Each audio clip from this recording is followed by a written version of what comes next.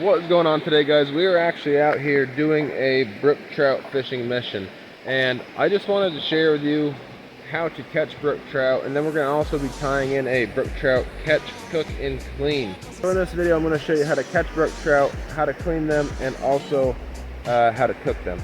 So first let me show you the rig I'm running. This is just a Shakespeare 4'6" ultralight rod and reel combo, or actually just rod, not reel. Reel is just some random reel I found around my house. Now, for the hook and sinker part of this video, I'm running a number 8 Snell hook, just the gray ones. I don't like running the red or gold or silver color, because with native brook trout you have to be like, how do I put this, like maybe as stealthy as possible to catch these guys. You don't want to get too close to the water, you don't want to make too much noise, and you definitely don't want to present them any baits that do not look natural. So as you see, I got the the night crawler here covering all of the hook.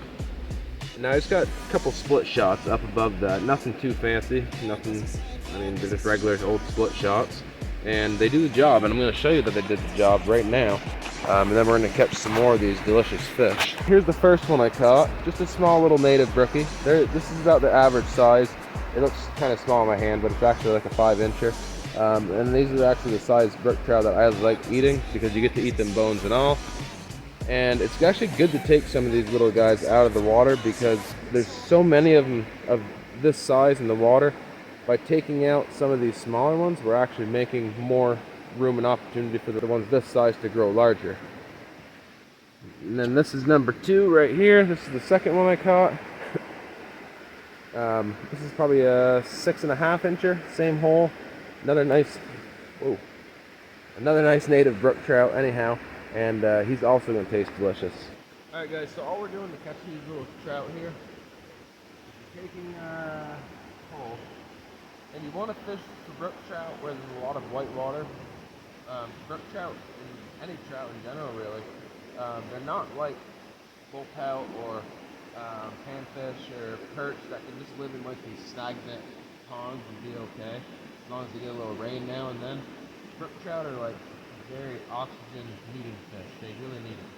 So that's why we fish these mountain streams, mountain brooks for them, because there's so much moving water that it creates a lot of oxygen for these fish, and that's why they tend to thrive in these little brooks. So you just cast out there just like that. And sometimes I'll slowly reel it in and they'll hit it. Other times they don't. So you just gotta keep on casting, basically. Sometimes they don't always hit it around the first shot. Sometimes you gotta cast 5-6 times before you get it. Oh, kind of hit. And it looks like it pretty near robbed me, so I'm gonna go ahead and put another little piece of worm on. Now for worm, you don't want to use a whole big glob. You just want to use a little bit.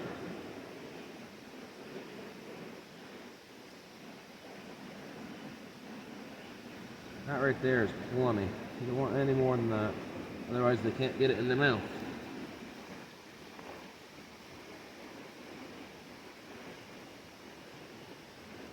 Your brook trout fishing, it's better to fish up the stream rather than down. But I haven't, in all my years of brook trout fishing, I haven't really noticed a difference. Where fishing where fishing up is better than down. Makes zero difference in my opinion. Oh yeah, there we go guys, there we go. Another nice little native brook trout on. Let's go. That's a real pretty one right there. I love catching these little natives. I don't do it very often anymore, but I used to, all the time. And this one's gonna be another one for the catch and cook. It's another nice size one. Like I said, the average size right here is like, I call them finger fries. That's just the average size of it. They're about the size of your finger or bigger. And I love catching these little natives. They're nice, pretty little fish. I'm gonna dispatch this guy and I'm gonna keep on fishing. Oh, instantly, guys. There we go. That's another nice one. Hope I can get him in. That's a little better one, actually, right there. As far as the natives go, that's a lot better. It's about probably a 6.5, maybe a 7. Just gonna take him off the hook. That's a nice native right there. Perfect size. That's a beautiful one. Hopefully you guys can see that okay. That's a pretty fish right there. Gotta love catching these fish. So this is the kind of brook like we're dealing with right here. There's not big holes, but it doesn't matter because with these size brook trout, it doesn't take big holes to hold them. These little holes hold fish, and people don't think that they do. Well, let me tell you something. When you're fishing for these little natives, they're in there. Alright guys, so we're gonna actually go hop in the truck right now. There's no trout hitting anymore in this area. I did have a few more bites, but I missed them.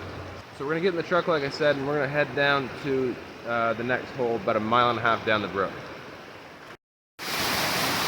Alright guys, so this is another really good spot right here. You can see all that water coming out of the culvert. It's creating a lot of oxygen, and it's also just a little mouth right off the main brook.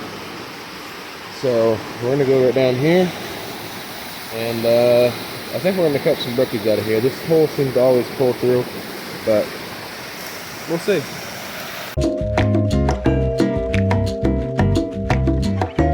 Alright guys, so these are the trout we ended up with right here. We got that big one right there. I think it's a stocky though. It's a little bit lighter than the rest. Might be a native though. And then we got all these other ones right here. We got 8 total and nice native trout. So I'm just going to show you how to clean them real quick, and then we're going to cook them on the grill. So to clean trout, I'm just going to show you on this big one. So first, what I always do is just take and cut the head off. If you're cooking them on like a fire, you want to leave the head on, or in the oven. A lot of people leave the heads on too, but these are pretty small for the oven. So once you get the head cut off, you just start at the buttholio there, and work your way right up the stomach, right to where you cut the head off. Then you just open it up and you just take these little bits of guts out. There's not really much in a trout. And then I usually come through and try to get the little bit of like the blood vein out. And that's pretty much how you clean a trout. You just gotta wash it off after, and then you're pretty much ready to cook it. You can cook it just like this, or you can flour it, or whatever. Alright guys, so we got them on the grill now. You can see they're already actually starting to curl up a little bit. I don't know if you can even see. Right there, they're starting to curl on both ends. So anyways, we ended up catching 8 of them total. So I took them, cut the heads off, gutted them, just cleaned them with some cold water, and then just seasoned them up with a little bit of garlic, salt and pepper. And also, you want to make sure when you're cooking them in the tinfoil boat like this to put a little bit of any type of like oil, like olive oil, vegetable oil, canola oil, stuff like that. Even butter, but butter doesn't last as long, so they might still end up sticking. So you want to make sure to add that oil so they don't stick. And I got the hickory chips starting to smoke a little bit in here, so we're gonna come back, and when the skin is peeling off these guys, that's when they're pretty much done. But we'll probably come out in like another 4 minutes or so, maybe 3 minutes, and then flip these guys over. Alright guys, so we're looking at these trout here again. They're looking pretty good already. Just gotta flip all these real quick. Alright, got them all flipped, and now we're gonna do about another 4 minutes on the other side. Alright guys, and the trout are now done. You can see that the skin peel right away now. Just like that. That's all meat right there anyway. But so that's some nice brook trout meat. Oh, brook trout always comes out so good. Especially the natives. Okay guys, the brook trout's all done now. So we're just going to take and pick some meat off it if we can here. These ones you don't really even have to. They're so small you can eat the bones and everything. There's a hunk of brook trout meat. There's a couple little bones on there, but crunchy. But yeah, brook trout always come out good this way. You just want to make sure, like I cook them, try to cook mine crispy, at least on one side, because like all that nice crispy skin is awesome. And like I said, these small ones, you don't have to worry about the bones because they just like disintegrate so easily. The bigger ones, like this little bit bigger one here, I've already put some meat off it, but with those ones, the bones kind of stay, I don't know, together a little more. But yeah, trout is awesome. If you enjoyed this video, make sure to hit the subscribe button. I can do a lot more of brook trout fishing for you guys.